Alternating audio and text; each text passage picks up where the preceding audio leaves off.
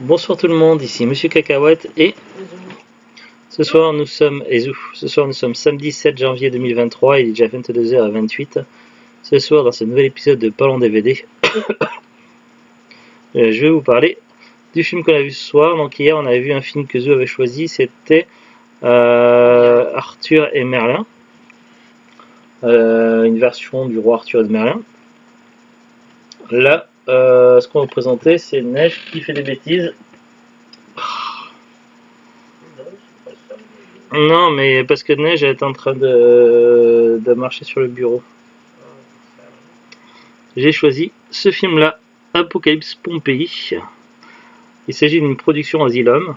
Qu'est-ce que c'est que les productions Asylum? C'est un studio un petit peu particulier qui fait des mockbusters, qui s'est spécialisé sur les versions un petit peu différentes de grands films à un grand budget, mais ils ont également leur propre ligne de films originaux, un petit peu comme des parodies, mais en version low cost, petit budget. Par exemple, quand Hollywood, avec Michael Bay, il y a eu les films Transformers, eux, Asylum, ils ont sorti les films Transmorphers. Évidemment, le budget n'est pas le même, que ce soit pour les acteurs, les effets spéciaux et autres. Souvent, les films Asylum sont qualifiés de nanars et sont parfois hilarants à regarder. Certains films Asylum ont une qualité supérieure aux autres, ça dénote, et ils ont également des productions originales.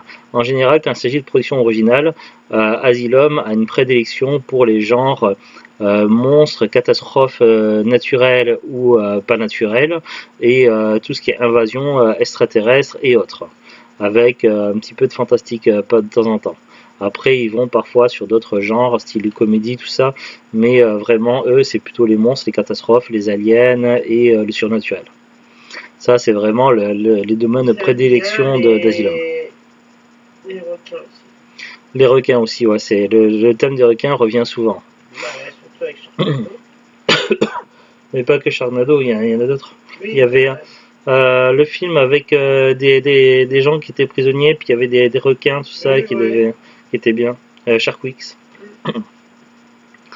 Là, donc, on a Apocalypse Pompéi. Est-ce qu'il s'agit d'un film original ou est-ce qu'il s'agit d'une version Asylum d'un autre film, sachant que je crois que dans cette période-là, il y a eu un film pareil sur Pompéi avec Jon Snow, l'acteur qui joue Jon Snow dans Game of Thrones.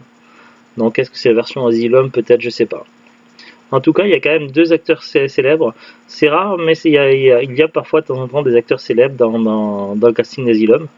Enfin, célèbres, plutôt des acteurs qui sont un petit peu sur le déclin, qui se sont fait un peu oublier. Bah, plus énormément de choses maintenant. Je sais pas, faudrait voir sa fiche, mais disons des acteurs qui se font un peu oublier, comme Adrian Paul. Et là, John Rhys Davies, qui a plusieurs fois travaillé avec Asylum. Nous, c'est la deuxième fois qu'on le voit dans un film Asylum. Et je crois qu'Adrian Paul aussi en a fait plusieurs avec Asylum. Là, on est sur un film sur la thématique volcan et apocalypse. Moi, tout ce qui est volcan, c'est vraiment pas mon délire. C'est le genre de film que j'évite. J'ai mes raisons.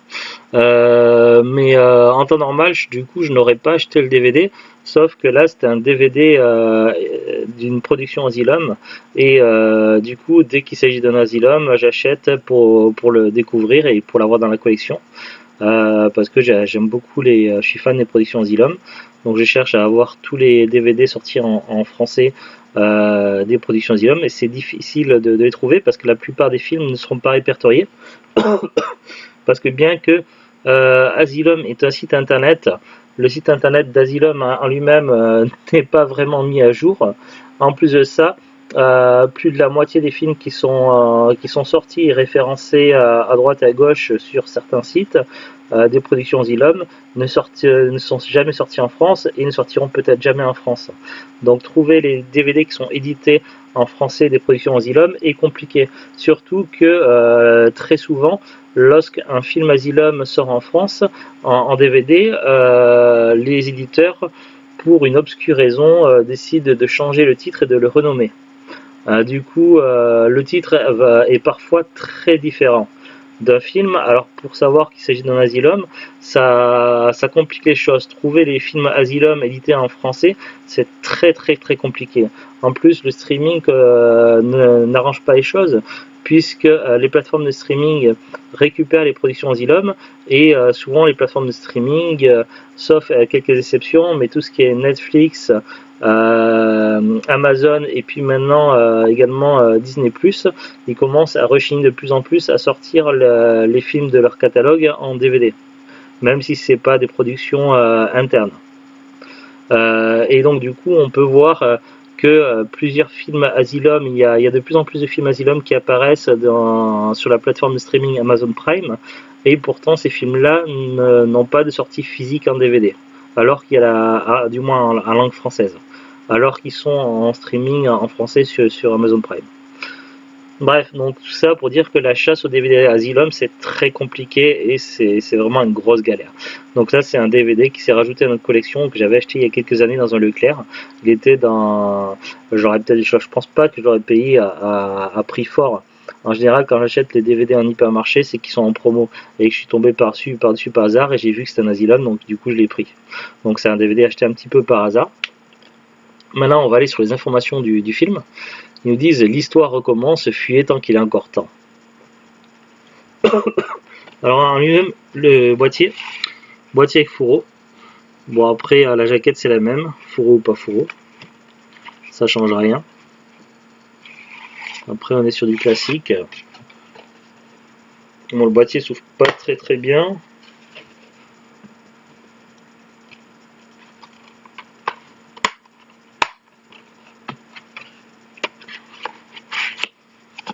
Alors, on va lire le synopsis au dos, ce qui est marqué. Vous connaissiez la légende, maintenant vous allez la vivre. Jeff, ex-membre des forces spéciales, est en visite d'affaires à Naples. Sa femme et sa fille qui l'accompagnent en profitent pour visiter Pompéi, un lieu chargé d'histoire. Mais en pleine excursion, le Vésuve, un volcan mythique mais aussi l'un des plus dangereux au monde, sort de son sommeil pour une éruption spectaculaire. La plus intense depuis celle de l'an 79, figeant la ville pour l'éternité. Jeff n'a plus une minute à perdre pour sauver sa famille prisonnière des coulées mortelles de cette bombe à retardement naturel. The Asylum présente Apocalypse Pompéi. Et ils ont mis le chiffre 2 en chiffre romain derrière.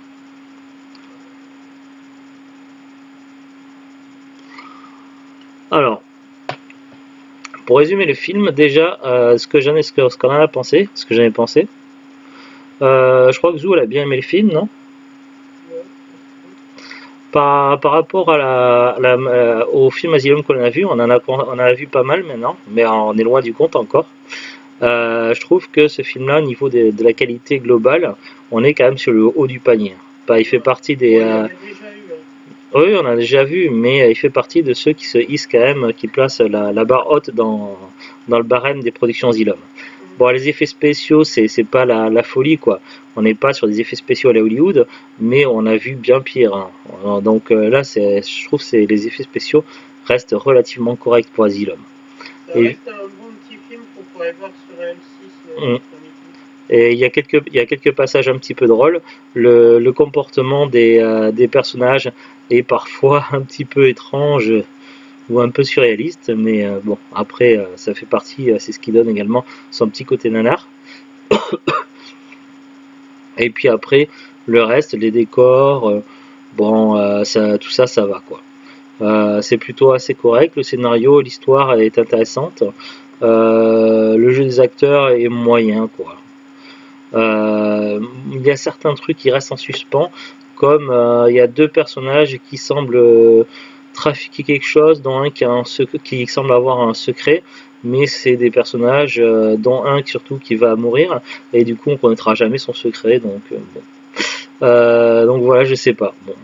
Il y a des plans aussi, il y a une séquence avec un pilote d'hélicoptère qui attend des gens pour aller les sauver, et qui se demandent s'ils sont pas déjà morts, s'ils voudraient pas mieux partir, tout ça. On voit plusieurs fois des séquences comme ça.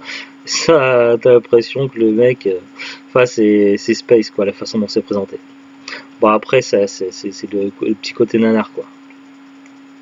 Pour résumer l'histoire, donc on a une petite scène d'ouverture en mode catastrophe avec un qu'on a on n'a pas compris et puis on nous présente des personnages qu'on se dit que ça va être des personnages, certainement les personnages principaux. Ils ont l'air de bien s'en sortir malgré qu'il y ait une éruption de volcan, mais finalement on ne sait pas ce qu'ils vont devenir, mais il y a peu de chances qu'ils aient survécu puisqu'ils étaient sur le point de se faire rattraper par une genre de fumée explosive d'un volcan et ça avait pu une sorte de nuée ardente qui avait pulvérisé une voiture à quelques mètres d'eux. Donc il y avait peu de chances qu'ils avaient survécu.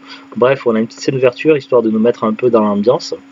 Ensuite, finalement, on retrouve quelques temps plus tard une famille dont le père, donc c'est pas précisé expressément ce qu'il fait, mais c'est lié à la sûreté, au secours des gens et tout ce qui est un petit peu secret.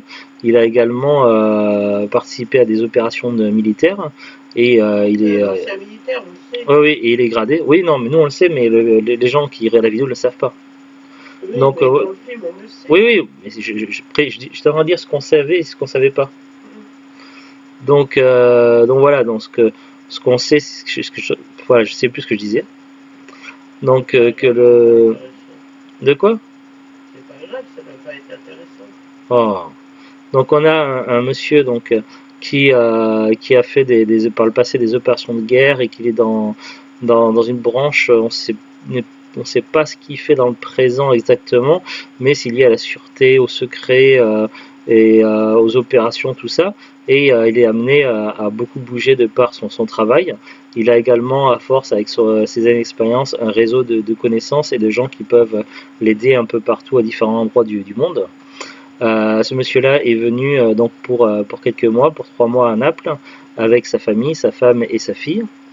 Sa fille qui s'intéresse toujours au voyage de son père et qui étudie beaucoup un petit peu tout ce qui touche autour et qui s'est de fil en aiguille intéressée à tout ce qui touche au volcan et aux roches.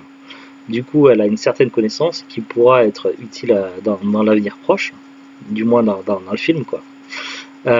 Et du coup, la mère et la fille vont partir en petit voyage touristique en bus pour aller petite excursion touristique en bus pour aller sur les ruines de Pompéi avec un guide touristique et quelques touristes qu'on les voit se préparer au départ pour profiter un petit peu.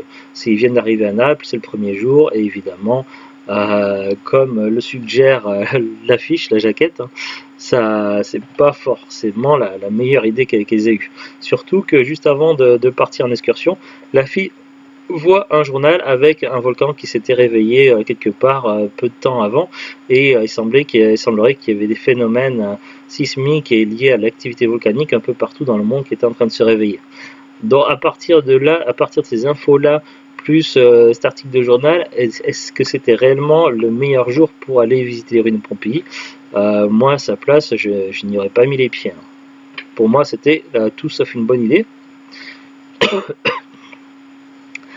Il va s'avérer que assez rapidement, les choses vont se mettre à déraper et le volcan va se remettre en éruption. Il va y avoir plusieurs phases au volcan. Chaque phase est mortelle, mais de différentes manières. Les touristes vont décéder les uns après les autres. La fille qui a certaines connaissances va les aider à maintenir le plus de monde possible au fur et à mesure des phases et à trouver à chaque fois une façon de se protéger, de se prémunir des catastrophes, puisqu'à chaque vague, le danger va être différent. Il va y avoir d'abord les roches qui sont envoyées, il va y avoir ensuite une espèce de vague d'air chaud qui peut pulvériser les personnes, voire les faire exploser complètement. Il va y avoir une vague de chaleur, il va y avoir également la coulée de boue, il va y avoir l'air toxique qui peut tuer instantanément, puis après il va y avoir la lave, tout ça, donc il va se passer plusieurs vagues et la fille qui a des connaissances va aider les gens, les touristes à essayer de tenir le coup le plus longtemps possible. À savoir que la mère et la fille sont venues avec des téléphones qui peuvent être géolocalisés et qui fonctionnent par satellite, que leur avait donné le père avant, et du coup qui pourra aider le père, qui lui de son côté va monter une équipe de secours avec des camarades à lui, des connaissances, des anciens camarades de mission, qui ils vont leur objectif, ça va être de trouver par tous les moyens possibles un hélicoptère et d'aller secourir la famille Oya. Donc ça va être leur objectif. Évidemment, il va y avoir des conséquences et des dangers, et certains de ces soldats ne vont pas survivre. Et eux, leur objectif, ça va être à la fois de retrouver la famille et les survivants du voyage touristique, et également de les faire sortir. Grosso modo, tout le film est basé sur tout ça. Après, il y a des personnages qui sortent du lot et qui sont intéressants, qui ont une personnalité propre après tout ça. Donc voilà, on n'est pas sur des personnages creux. Après, il faut savoir que beaucoup d'acteurs peuvent nous paraître familiers, parce que la plupart des acteurs Asylum rejouent après dans d'autres productions Asylum. Il y a certains acteurs et notamment certaines actrices que l'on voit très souvent dans les productions Asylum. Après, voilà. Après, par contre, dans les acteurs têtes, vraiment, Adrian Paul Anderson, si je vous dis il ne peut en rester qu'un, c'est le Highlander de la série télé qui après rejoint le casting des films Highlander. Et puis John Rhys Davies, qui s'est fait connaître à bien avant Le Seigneur des Anneaux par la fameuse série Sliders, qui est une de mes séries de science-fiction préférées de tous les temps. Sliders, les mondes parallèles, j'adorais cette série télé, et j'aimerais bien trouver un jour les DVD. Bref, Sliders, il jouait le rôle du professeur Maximilien Arturo, et puis après, plus tard, il a joué le rôle de Gimli dans Le Seigneur des Anneaux, et il a fait pas mal de films et autres. L'acteur John Rhys Davies, qui fait partie des acteurs cultes, évidemment. Bref, voilà tout ce que je peux vous dire sur ce DVD là. Donc un petit film sympa de série B à regarder pour passer le temps. Franchement, je me suis pas ennuyé. Une belle petite surprise. En général, je suis rarement déçu par les films Asylum. Certains ont parfois quelques longueurs, mais bien que c'est pas ma thématique de film, tout ce qui est touché volcan, j'ai quand même bien apprécié le film et j'ai passé une bonne soirée, en espérant ne pas faire de cauchemar. Mais non, ça c'est un autre problème. Mais voilà, donc c'est une belle surprise et qui peut plaire, même si on n'est pas forcément fan des Asylum. En tout cas, je suis content de l'avoir dans la collection. On va regarder maintenant ensemble la fiche Wikipédia. Apocalypse Pompéi avec 2 i, c'est un film catastrophe américain de 2014 produit par The Asylum et réalisé par Ben DeMarie. Le film met en vedette Adrian Paul, Jay Castle, John Rhys Davies, Dylan Vox et Dan Cad. Il a été tourné à Sofia en Bulgarie et à Pompéi en Italie. Le film est sorti directement en DVD le 8 février 2014 dans la tradition du catalogue de The Asylum. Apocalypse Pompéi est un mockbuster du film Pompéi de Paul W.S. Anderson. Oh, c'est juste génial quoi. Il y a Adrian Paul dans les acteurs et c'est la version parodique du film Pompéi de Paul W.S. Anderson. Donc il y a Paul qui est le Paul qui revient. Est-ce que le Pompéi de Paul W.S. Anderson, qui a fait la célèbre saga de films Resident Evil en autres, mais aussi également surtout Event Horizon et Mortal Kombat, est-ce que c'est celui avec l'acteur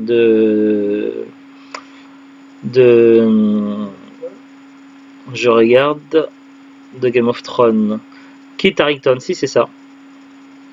C'est ça, c'est ce que on en parlait tout à l'heure avec Zou. Donc c'est bien la version Asylum qui parodie la version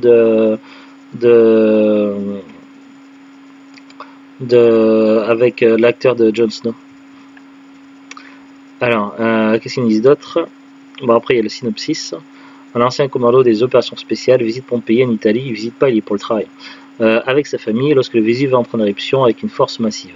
Sa femme et sa fille sont piégées alors que sa famille se bat pour survivre au danger mortel de la chaleur de la lave. Il engage ses anciens coéquipiers dans une mission audacieuse sous les ruines de Pompéi. Casting complet: Adrian Paul, Jay Castle, Georgina Biddle, John Rhys Davis, Dylan Vox, Dan Cad, Konstantin Trandafilov, Hassen Vukushev, Alexandra Petrova Emisti, Yordam Yositov, Harry Anishkin, Vrunda Patel, Jonas Tolkington, Khalista Paskaleva, J.R. Esposito, Michael Straub, Ivan Panyayotov, Malin Marinov et Owen Davis. Production, hein. Bon après il y a quelques paragraphes, je vais peut-être pas tout lire sinon ça va être long. Auparavant, donc ce film marque les débuts de Ben Desmarais en tant que réalisateur. Auparavant, il avait été directeur de photographie sur de nombreux films, dont la série Charnado. Mais c'est là, du coup, c'était peut-être le premier film de ce réalisateur-là. C'est un bon début quand même. Le tournage a eu lieu pendant 12 jours à Sofia en Bulgarie au cours du mois de septembre, puis quelques jours lors d'une seconde équipe à la vraie Pompéi en Italie. La plupart des membres de l'équipe étaient recrutés localement avec seulement une poignée de personnes venues des États-Unis, y compris le mixeur du son, l'opérateur, tout ça. Ils ont embauché localement en grande partie. La distribution était un mélange d'Américains, de Britanniques et de Bulgares locaux.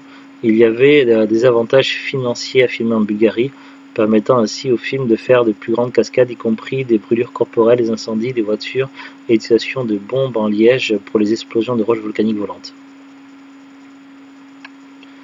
Réception de critique. Le critique Frank Veenstra a donné au film 4 étoiles sur 10 en disant « L'écriture n'est pas si géniale et pour être honnête, c'est un film très ridicule, mais en même temps, c'est aussi un film assez créatif. » Martin Affer d'Influx a donné au film 1 étoile sur 5 disant que l'intrigue est stupide et les personnages sont superficiels, souvent des caricatures. Bah, les gens c'est parce qu'ils ne connaissent pas les productions Zilom, ça fait partie un petit peu de la marque de fabrique. Après c'est tout, il n'y a pas plus d'infos quoi. J'ai regardé le DVD sur Amazon et sur Rakuten. Alors nous on l'avait acheté dans un Leclerc en promo. Je sais plus quel prix on avait payé, mais on avait dû le payer certainement dans les 5 euros. C'est généralement le prix que j'achète en hypermarché. Là sur Amazon il n'est plus expédié vendu par Amazon depuis très longtemps. Ça va être des vendeurs pro, des particuliers. Je vois neuf minimum 8,99€ sur Amazon. Les prix sur Rakuten sont déjà bien plus corrects. D'occasion à partir de 1,90€ et neuf à partir de 4,99€. 4,99€, ça me semble très correct pour un DVD neuf sous blister, surtout pour les Asylum qui sont pas toujours évidents à trouver. Donc voilà, je trouve que les prix sont très souvent plus intéressants sur Rakuten que sur Amazon quand c'est plus en stock par Amazon. Parce qu'après les vendeurs pro sur Amazon, ils abusent un petit peu, quoi. Voilà, après il y a peut-être possibilité de trouver sur d'autres sites, style Fnac, Le Bon Coin, Vinted, etc. Mais bon, après c'est au cas par cas. Souvent les Asylum, on les trouve des fois de temps en temps dans les magasins cash ou parfois en brocante également. Après je connais pas sa cote de rareté, mais pour le moment on le trouve encore à des prix assez corrects. Pas grand chose de plus à en dire, c'était Apocalypse Pompéi. Allez, à très bientôt tout le monde. Au revoir. Bonne soirée et bonne continuation de week-end.